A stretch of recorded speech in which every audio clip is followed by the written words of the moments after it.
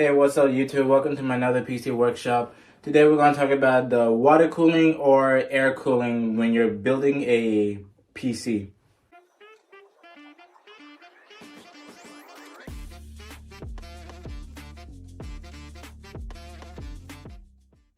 Alright, today I have myself the air cooling for your CPU.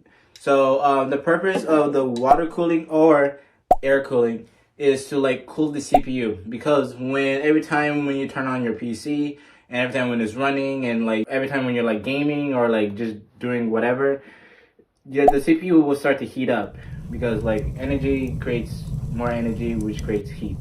So in order to like not make your PC explode, you want to cool it off. Now you can do this two ways. You can air cool it, where you have like a fan, and you have a fan where like it cools the CPU down with using air, or you can use water. I know how that sounds, like having water with electronics, mixing it together, like scary, but no. Believe me when I tell you this, it is completely safe and no harm will go into to your PC or any of your components. The way the water cooling works is that there will be like a box on my PC. This circle thing, this orange thing, that's the water cooling, and that's where the water stores itself. And then these are the tubes that it travels in.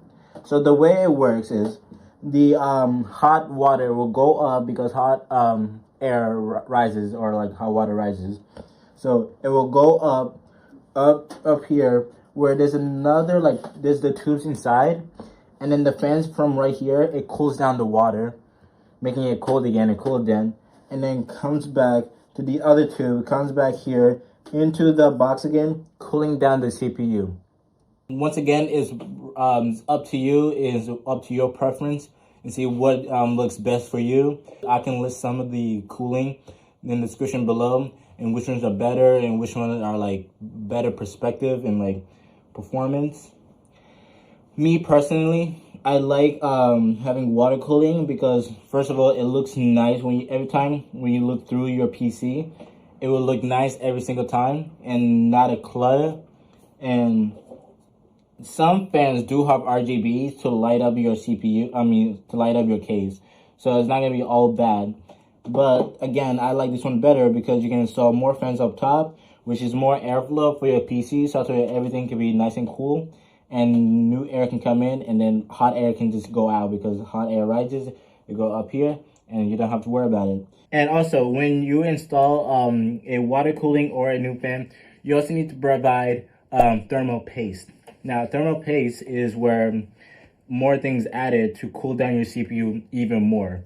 It will look like this. It's gray, and there's different ways of adding it. The way that I do it is I put like a small drop of thermal paste in the center, and then once you put in a water cooling or airflow, it will spread on its own naturally. So purchasing a water cooling for your PC are like more expensive than an airflow.